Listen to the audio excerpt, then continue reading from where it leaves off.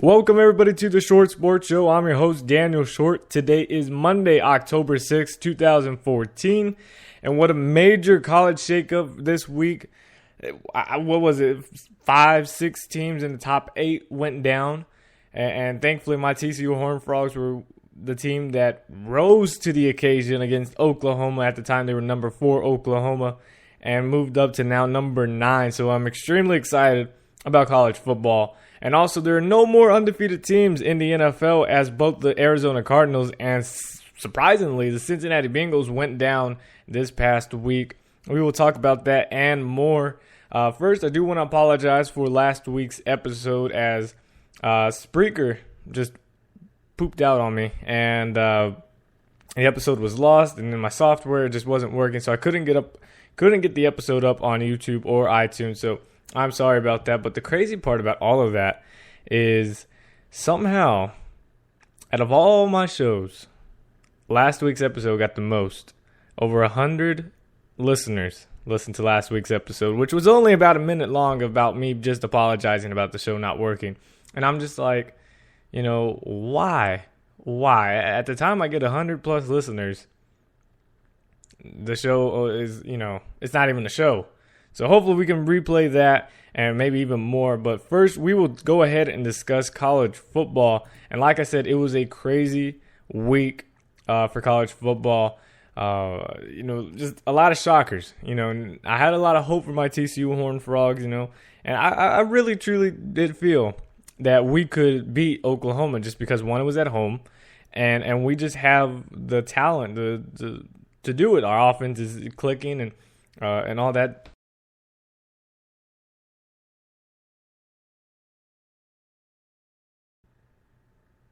And again, Spreaker just went off again. Thankfully, it did reconnect. We might have to find something else, guys. Spreaker may not work out too much longer. It's not my internet. Everything's working fine. And it did it again. Okay. All right. We'll just try to speed through this, and most likely this will be our last time on Spreaker, as this is just not working and not going to happen. Unprofessional. Moving on. Longtime Troy head coach Larry Blankney is retiring after the season. Troy announced the decision Sunday night after the Trojans lost and now off to their first 0-5 start since 1982. Blakeney informed his staff and his team after Sunday's practice. The 67-year-old is in his 24th season with Troy. It's the second longest tenure among active coaches behind Virginia Tech's Frank Beamer. And Blakeney currently ranks 7th among active coaches with 175 career victories, which is one shy of former Auburn coach Shug Jordan for the third most in the state of Alabama. So that should hopefully give some some motivation for Troy, as they're out. They're not going to really go anywhere. Bowl games not completely out the question. You go on a 7-game win streak, bam, you're right there. But this will hopefully give them some motivation that maybe they didn't know and now they do, that he was one win away from tying the third most victories in the state of Alabama for Larry Blakeney. So that could give some motivation to his team and try to get that victory. And obviously they don't want to go winless throughout the year. So that's just, common sense and whatnot. Moving on, Illinois starting quarterback Wes Lunt will miss 4 to 6 weeks after suffering a broken leg in Saturday's home 38-27 loss to Purdue. Wes Lunt, who leads the Big Ten with 313 yards passing per game, will be replaced by senior quarterback Riley O'Toole when they take on Wisconsin. Now, Wes Lunt was a huge pickup for Illinois as he transferred from Oklahoma State. And at Oklahoma State, he was competing against J.W. Walsh and I believe another quarterback. And all of them could throw crazy amount of yardages. And Wes Lunt was one of them. He's a very talented quarterback. He's got everything you want moving up to the next level. Maybe the decision-making needs to step up a little bit, but by throwing yards and being accurate, this is your guy. Wes Lunt is very, very good. No one really talks about him. And again, he led the Big Ten with 313.8 yards passing per game, which right now in the Big Ten probably doesn't mean a whole lot because of how bad teams are doing. But overall, you look at the nation, he's one of the top 10 quarterbacks. And it's just a huge loss for Illinois. They're going to have to – thankfully, they do have a senior quarterback who has experience and knows the game and knows, the different teams and how to play and knows, the offense. Playing time, not too much, but for Illinois, it's better to have a senior quarterback, to take over now that your starting quarterback is out than obviously a sophomore, freshman, or something like that. But it's a huge loss for Illinois with Wes Lunt gone, and hopefully he's going to be out just 4 to 6 weeks. So should they be able to come back, but it really does hurt Illinois' chances of improving to a bowl game without Wes Lunt. Now, the interesting story of the week came out. A report was released that said Florida State head coach Jimbo Fisher did not believe quarterback E.J. Manuel was a top quarterback entering the draft. Fisher was adamant throughout the pre-draft evaluation process that he said that he didn't believe Manuel had the tools to be an NFL starter, and he shouldn't be any better than a third-round pick. Then on Sunday afternoon, when this report was released, Fisher, said, whoa, I never said that. Saying, quote, "I'm not sure why ESPN's Adam Schefter would not reach out to me and get my thoughts on E.J. Manuel or check the accuracy of his report. I never made those comments about E.J. I spoke to former general manager Buddy Nix of the Buffalo Bills and told him E.J. is an astounding young man and player. He was a face of our organization and would be a great one for them." And that's what he said, apparently. The Bills selected E.J. Manuel with the 16th overall pick in 2013, and since then he started 14 games for the Bills, posting a 6-8 record. According to sources, Fisher was extremely positive about Manuel as a person, as a hard worker, but he was very open and honest with teams about how limited he felt Manuel was as a quarterback prospect. Now, that was basically true. A lot of people were saying, hey, E.J. Manuel, his first, his sophomore year, his redshirt sophomore year, and I believe probably even part of his junior year early in the year, he was doing really good. It was his redshirt freshman and his sophomore year. Now I remember because I was a huge fan of E.J. Manuel in Florida State his first 2 years right after Christian Ponder. He's a big, tall quarterback, just dominant. He not only could he throw the ball down the field very effectively at that time, he could also, extend plays with his feet. So, I was a huge fan of watching E.J. Manuel in Florida State. But then his junior and his senior year, it wasn't there. It was not there. He was very inaccurate. I believe he even went to the Senior Bowl and he did terrible. And a lot of people were just counting him out. And I remember at the draft, there's so much, who's really the quarterback? This is at that time we were thinking we might go through an entire first round without a quarterback selected at all. Even though some teams needed a quarterback, there just wasn't any in the draft. And, I kind of felt the same way because I lost a lot of hope for E.J. Manuel. I didn't think he was that good after his junior and senior year. And then the Bills did take a chance on him, and I hoped he did well. And so far, it just really hasn't happened. In the preseason, the Bills looked like one of the top teams in the NFL. Now, I know that's just preseason, but they looked very, very well. Offense was clicking. He looked good. He looked like his decision-making after the first 2 weeks looked a lot better. And then it just all went downhill for him this past few weeks. He's now been benched by Kyle Orton, who retired throughout the year just to get out of Dallas. In the beginning of the year. And, we all know how Kyle Orton did. He 313 yards and led the team for a game-winning field goal to win the game against Detroit. But E.J. Manuel maybe just needs another year to sit. But I don't want to label him a bust just yet because there's still some hope for him. But the most interesting part about this story was that Jimbo Fisher said he told teams, according to sources, that even if E.J. Manuel were eligible to return for another season, he had a redshirt freshman quarterback he had been developing who was waiting in his wings. The player's name was Jameis Winston.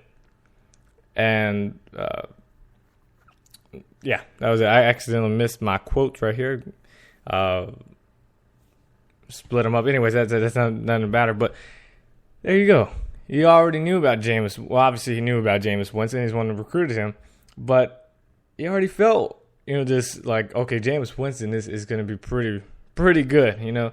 It's hard just to say, okay, we got a quarterback that's in the wings that's going to redshirt a year, and we're going to have him next year, and feel really good about him. It's hard to really know if he's going to be, you're going to talk to an NFL scout and say, hey, this guy's got it, and he hasn't even played a college, down whatsoever. Jimbo Fisher knows talent, apparently, and for him to go ahead and say, hey, Jameis Winston, he hasn't played a college football game just yet, but it's going to be something special. That's pretty crazy. That's pretty crazy, but that's awesome. So that's it for college football. We will go ahead and recap week 6. I cannot read. It's October 4th was Saturday. And we will go ahead and talk about Texas A&M and number 6 Texas A&M on the road against number 12 Mississippi State. And I had A&M winning. I'm not going to lie. I'm not changing my picks. I have my picks in my mind. And I was saying A&M's got it. I know people are picking Dak Prescott to do work against A&M's defense and this and that. I really thought A&M's defense had taken a bigger step forward than last year, and I thought they could handle Mississippi State. I thought they could stop the run with Myles Garrett out there, who almost went to TCU, but we lost him. I thought he could be able to put pressure on Dak Prescott, make him force some bad throws, and have the secondary step up. That didn't happen. That didn't happen at all. This game was just out of reach after, I believe, the second quarter or so, and Mississippi State was just dominating them. The score was looks a lot closer than the game really was. The final score is 48-31. Mississippi State gets the victory and is now moved all the way to number 3 in the nation from 12-3 after defeating Texas A&M, which, I'm not going to say that's, too high. They beat Texas A&M. They had a lot of momentum going. Their offense is one of the best. Their defense can play defense. I mean, it's not too bad. It's not good, but it's not bad. So that's all right for them. But I really thought A&M could pull this off. Kenny Hill just actually looked like a sophomore out there. Didn't look like he was very comfortable being there on the road. And ultimately, Mississippi State got the victory. Moving on, I really just want to talk about the big games because, number 22 ECU, not TCU, ECU defeated SMU. Those games don't really matter. How about number 7 Baylor taking on the Texas Longhorns? Now Baylor's offense is not what it is. They scored only 28 points against the Texans. I was going to say Houston Texans against the Texas Longhorns defense. This is a lot of positives for Texas. Yes, you lost to what used to be that little school in Baylor that you would dominate 56-13 or something back in the day. For Texas, you got to take a lot of positives out of this. Your defense stopped, quote, one of the best offenses in college football. Now, I put bunny ears. I know you guys can't see me, but I did little bunny ears with my fingers. I'm just saying I don't like Baylor. It's a fluke. They're a fluke. They're not good. They're not good at all. Texas, I really actually wanted Texas to beat Baylor. I dislike Baylor so much that I've actually rooted for Texas. I've never done that. Texas was my number 1 hated team. Not anymore. Texas, you're okay, mainly because you're bad. But you held one of the top scoring offenses, though they played, Buffalo, Wofford, and all these small little schools you've never even heard of. You stopped them. You held them to 28 points. And really 21 because they had a blocked field goal that was returned for a touchdown. You take that away, you only lost by 2 scores against that number 7 team. That's a lot of positive. If Texas had an offense, they could have actually won this game.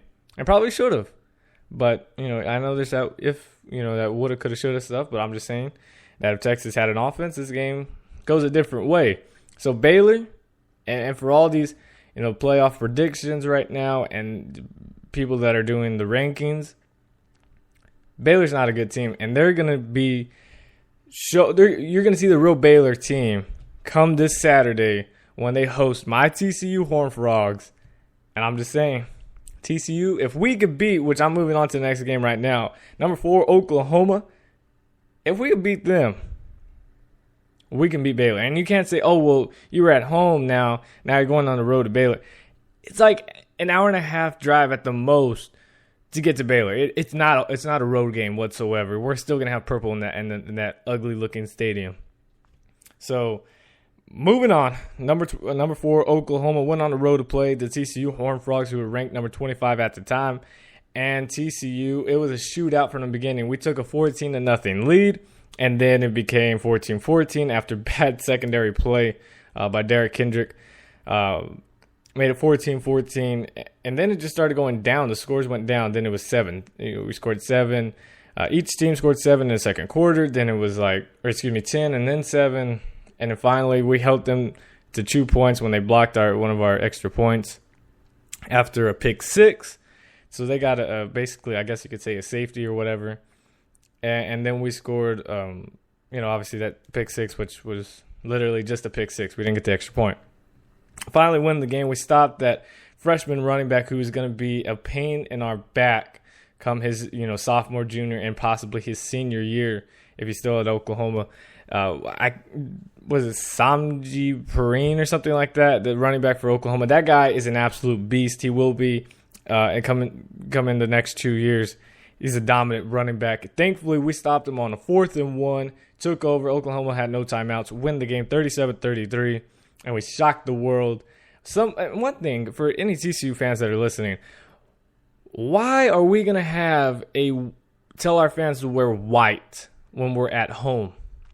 Because guess what the away team is wearing? They're going to wear, especially for Oklahoma, their only colors are red and white. Why wouldn't we just say, hey, let's just wear purple black? We wore black jerseys anyways. So why were we going to wear white? That was really stupid because it's going to make it look like there's more away fans than there are at home. But that's just my 2 cents. Florida State, was a little scared throughout the first half, but then went the other way. Florida State 43, Wake Forest 3. How about Notre Dame and Stanford? What a close game that was. Everett Golston, I still believe is one of the Heisman contenders. He may not be the flashiest quarterback right now, but he's leading Notre Dame in victories. If you look at, what I wish people would talk about more is look at Notre Dame with Everett Golston and look at Notre Dame without Everett Golston. There's a huge difference. His first year, he leads them to the national championship game. Yes, they got smacked, but look at the point he made it to the national championship. The year without him, they're nobody. They're out of the top 25. They're struggling everywhere. Even though he doesn't play defense, their defense struggled. And then now he's back with them. They're number 9 at the time of the game, and they beat the number 1 ranked defense in Stanford 17-14 in that last minute touchdown. And you look at him with him, and he's leading them to a top 10 ranking once again. So Notre Dame is a legit championship playoff contender. I'm not gonna say championship contender. I'm gonna say playoff contender right now. And I just think people need to give a little bit more respect to Notre Dame. Just a little bit more. Wisconsin, number 17, Wisconsin went down to Northwestern, and they've been asking for it. They played, I believe, at FCS school, 2 weeks ago or so, and they were tied at halftime and barely won. They were just asking to get beat. They didn't want to win game. Their quarterback situation needs to be changed very quickly. He's a terrible quarterback. I don't know his. Can I click on him? Let me see. I'm using my tablet for this. If it's gonna take me too long, okay. Tanner McOvey, is that his name? McOvey. You're a terrible quarterback. Terrible. Just give the ball to Melvin Gordon, and you're gonna win games. Do a little play action here and there.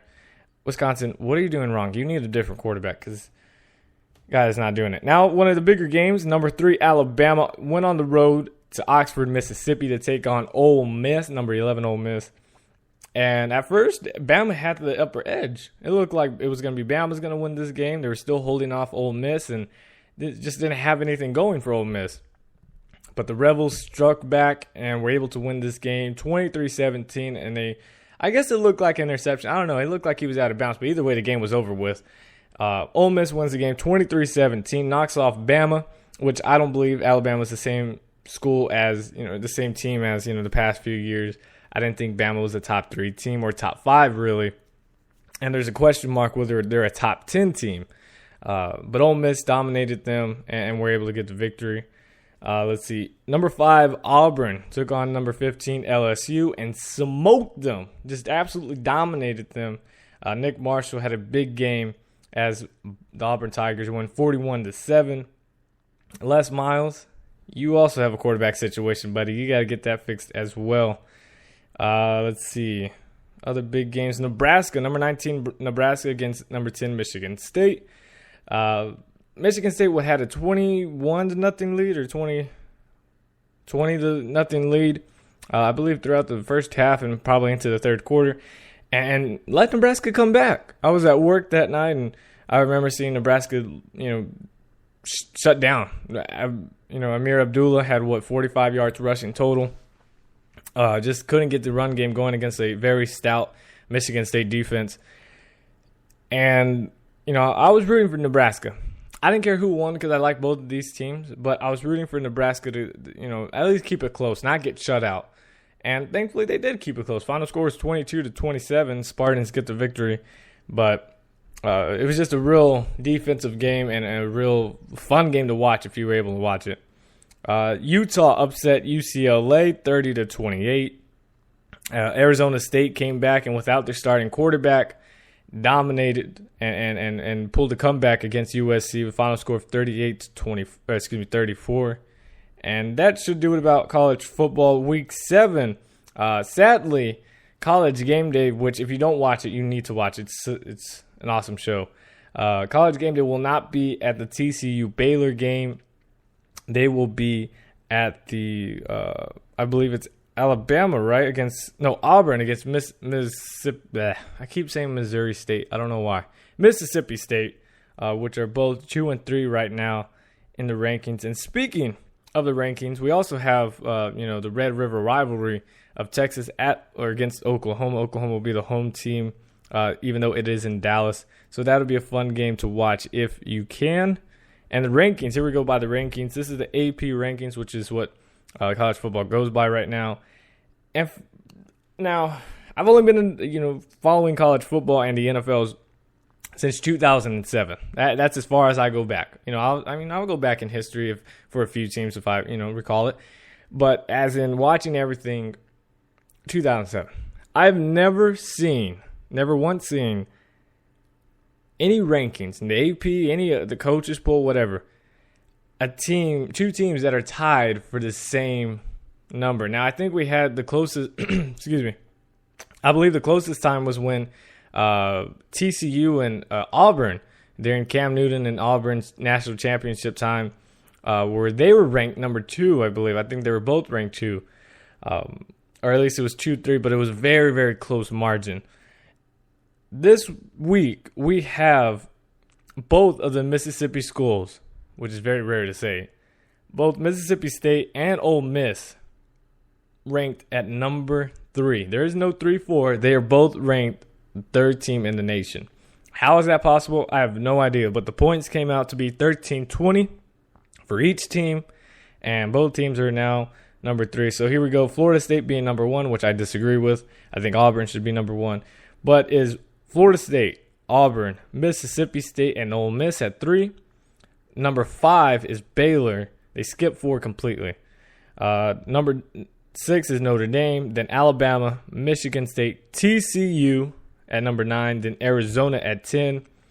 Then 11 through 15 goes Oklahoma, Oregon, Georgia, Texas A&M, Ohio State at 16 through 25. It's Oklahoma State, K-State, UCLA, East Carolina, Arizona State, Nebraska, Georgia Tech, Missouri, Utah, and Stanford. But I'm so excited. My TCU Horned Frogs go from... I thought we were going to go probably maybe 13 at the highest or so, maybe 15 around there. we jumped all the way to number 9 into the top 10, and it felt so unreal. It didn't feel like we were actually in the number 9 team. I was thinking that was just some other ranking or something, someone that fans, voted for or something. We are legit number 9. That is so awesome. And when you got to underline, when we beat number 5 Baylor, I think we make a case for a top 5 team. I truly do. If we beat Oklahoma and we beat Baylor, that's number 5 written all over. And then the next week we play Oklahoma State, who's at 16 right now. If they win, they could say the same. They're going to be in the same range. They're not going to jump to the top 10. Then you look at a top 3 team, because we beat 3 straight ranked teams, and at the time we beat 2 top 5 teams.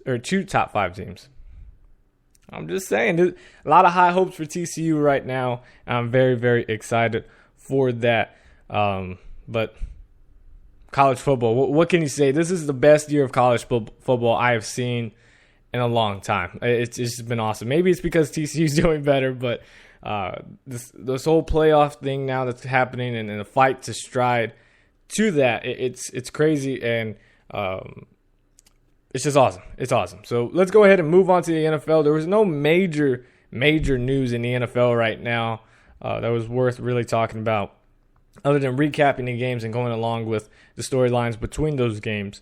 And so, again, just a reminder, tonight is the Seattle Seahawks on the road at Washington to play the Redskins on ESPN tonight for Monday Night Football, starting at 7:30 Central Time. That is going to be a very good game. And how Kirk Cousins responds after last week's demolishing to the New York Giants, how he responds to that, and how the Redskins altogether, offense, defensively, now take on the reigning Super Bowl champs that are, back on the national scene again, as in, national TV, and wanting to make another statement to show, hey, because we lost to the Chargers, we're going to be all right. We're still that Super Bowl team that everybody sees us as, and how the Legion of Boom is going to respond.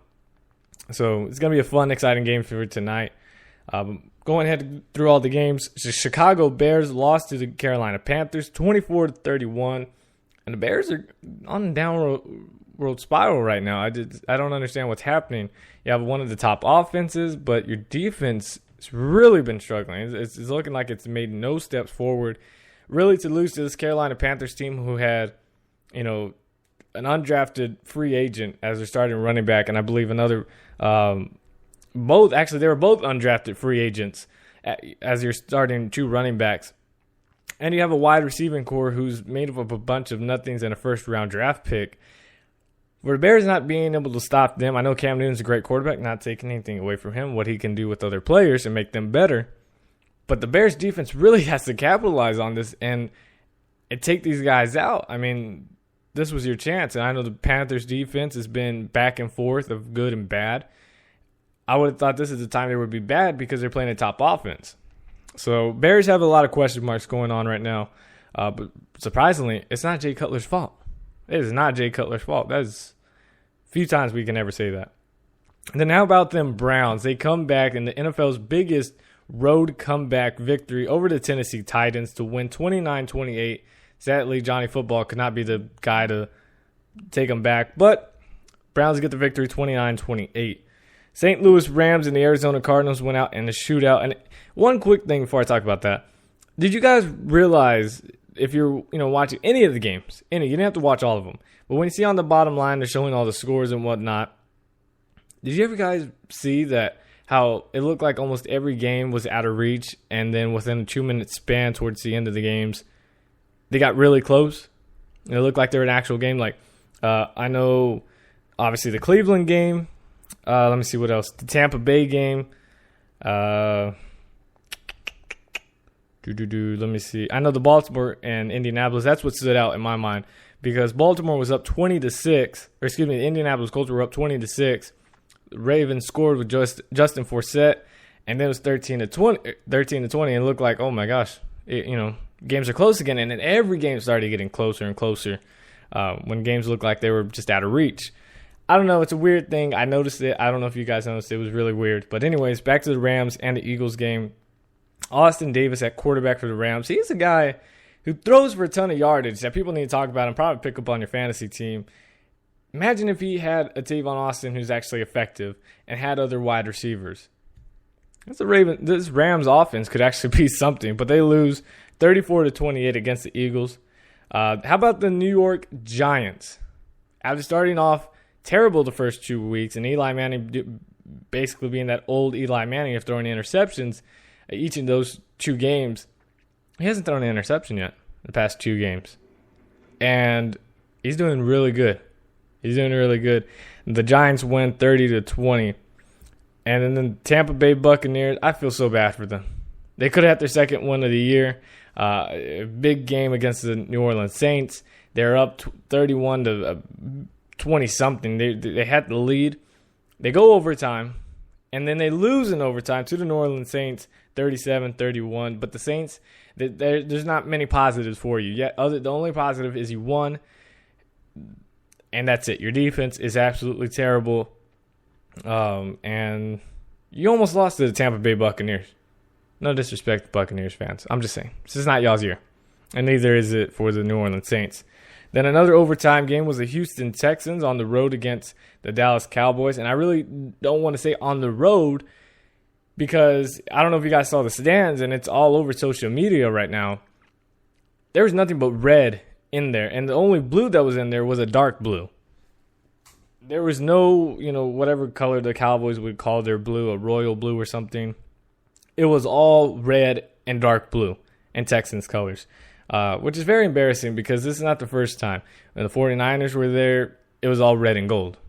So, I don't know. Jerry Jones, you need to be cracked down hard and only limit away fans or something like they do in the playoffs. You got to do something because that's embarrassing for you not to be able to have, you're the Dallas Cowboys. You're still the team, and you're actually doing really well. I mean, they lead the NFL in they're the number one rushing offense right now for the Cowboys. And you're 4-1. How do you not have fans there? Come on now. All right, moving on. Buffalo Bills get the victory over the Detroit Lions, 17-14, and they carried defensive coordinator for the Bills, Jim Schwartz. They carried him over their shoulders, the players.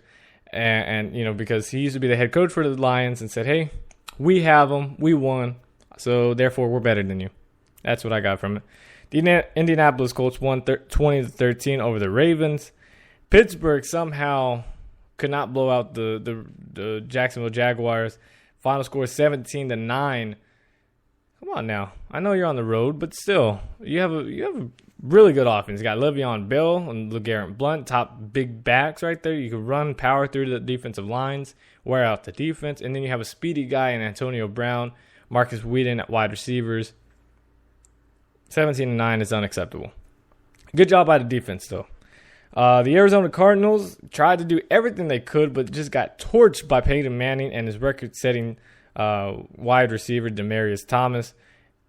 Final score 41-20. And Peyton Manning also got his 500 and 501 touchdown, maybe 502 touchdowns in his career against the Arizona Cardinals. And Demaryius Thomas. All right, so check this out. I sat Demaryius Thomas and Julius Thomas on my bench for Delaney Walker and Eddie Royal. And I know what you're thinking. Really? You bench Demaryius Thomas for Eddie Royal? Check this out. Okay, bear with me. Chargers playing the Jets, right?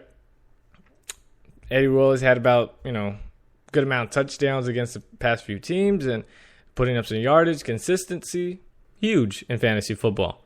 So I went ahead and put Eddie Royal because consistency is not on Demaryius Thomas in this so far in the year before that game. And Demaryius Thomas puts 28 points up.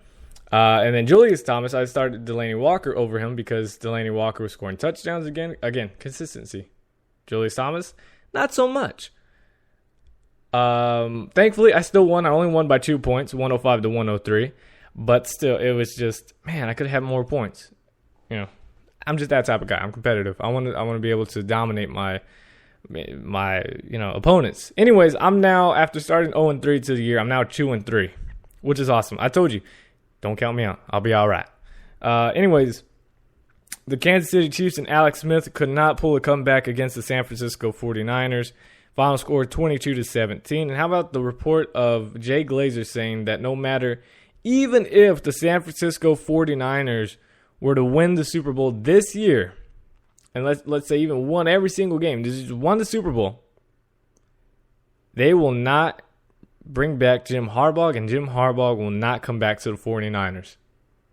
Now, the 49ers owner denied that report and saying that's absolutely 100% false.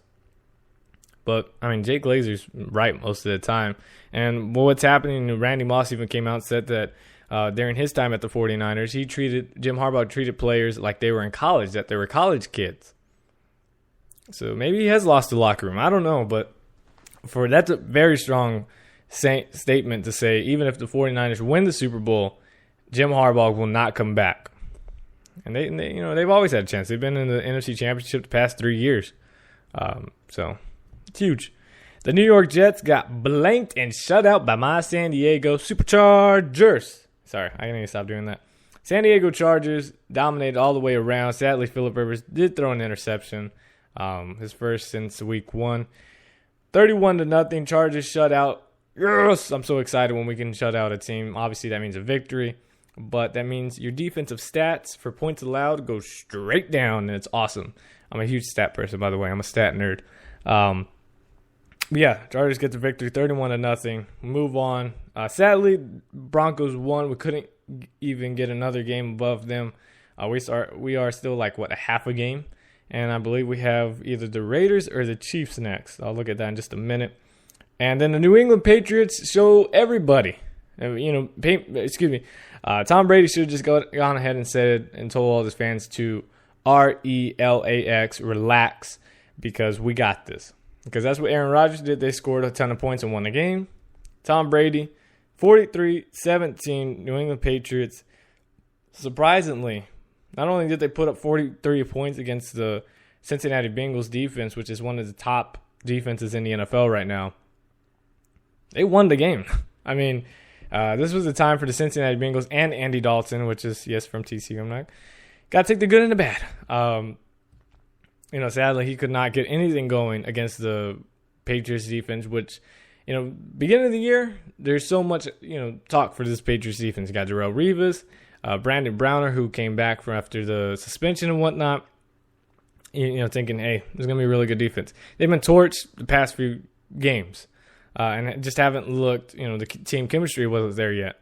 It looks like it's there now because they handled the Bengals offense. And if this was a playoff game, that's bad. But hopefully this is a learning lesson for the Cincinnati Bengals and they were able to respond. And they were the last team that was undefeated on the year. And yes, my Chargers do play the Oakland Raiders next week at Oakland, but just another W on the schedule. And that is it for today's show. That's it. Actually, we could go ahead and talk about MLB. We still have some time. Let's see. Last night, the Kansas City Royals came back and defeated the LA Angels, the top team in the MLB. So they knocked them out. Kansas City Royals improved. And so they, I believe, will play the Baltimore Orioles in the ALCS. And the winner of that game will go to the World Series. So who would have thought? Who would have thunk that the Kansas City Royals or the Baltimore Orioles will go on to, one of those teams are going to go on to the World Series? That woo, right past my mind. Just was surprised, and I did a little explosion. Okay. And then tonight we have the Los Angeles Dodgers going against the St. Louis Cardinals. This is all the marbles right here. This is it. Let's get to today. All right, so the first game is the Washington Nationals at the San Francisco Giants. And, it's weird. I was actually going for, the San Francisco Giants. And that's a huge rivalry between the Dodgers. And the reason I'm saying, hey, I want the Giants to win is because instead of having my Dodgers, if hopefully we beat the Cardinals tonight, instead of flying all the way to Washington and back and forth, this way we're just taking a little short bus down to up to San Francisco, and kabam, or just a quick flight, bam, just to San Francisco, instead of flying all the way to Washington. And I don't know if it's like the NFL where we have this jet lag, stuff like that. That was the only reason. That's why I'm hoping. But I just want the team to one of those teams obviously is going to win, and I just want the weaker team to win so that my Dodgers can go on to the World Series and claim a national championship. Really, a MLB World Series championship. But again, that is Washington Nationals against the San Francisco Giants at, that would be 4 o'clock. See, look at this weird times. 4:07 p.m. Central Time. Why not 4 o'clock? Why is there a 7-minute delay for a reason? What's up with that? And then after that is my LA Dodgers taking on the St. Louis Cardinals on the road at 8:07 on FSN, not Fox Sports Network. Really? All right. Anyways, that's it for today's show. Hope you guys enjoyed. Thank you guys so much for listening. Whether you're listening on Spreaker.com, iHeartRadio, YouTube, or iTunes, thank you again so much. Be sure to like it and share it with your friends. Let them know where you get your entertaining sports news and all that other good stuff. But again, guys, thank you so much for the support and having this show keep growing as it is. It's awesome. And I will see you guys next Monday morning. Become a fan on Twitter if you're not already, at @short_sports 24/7, and become a fan on Facebook, The Short Sports Show. Links are all in the description, so if you want to check out their YouTube channel, it's there. The iHeartRadio, BAM, iTunes. Well, there's not really a link that you could get to it, but if you just go on iTunes, type in The Short Sports Show, kabam, you can download today's podcast and the past all the way back to, like, can't get the first one. The first, I think, 15 are on YouTube. Maybe I could try to upload it to iTunes. I don't really know how because it won't be in the feed, but maybe we can work something out. But anyways, again, thank you guys so much. You guys are awesome. As always, God first, God bless. I'm out. Peace.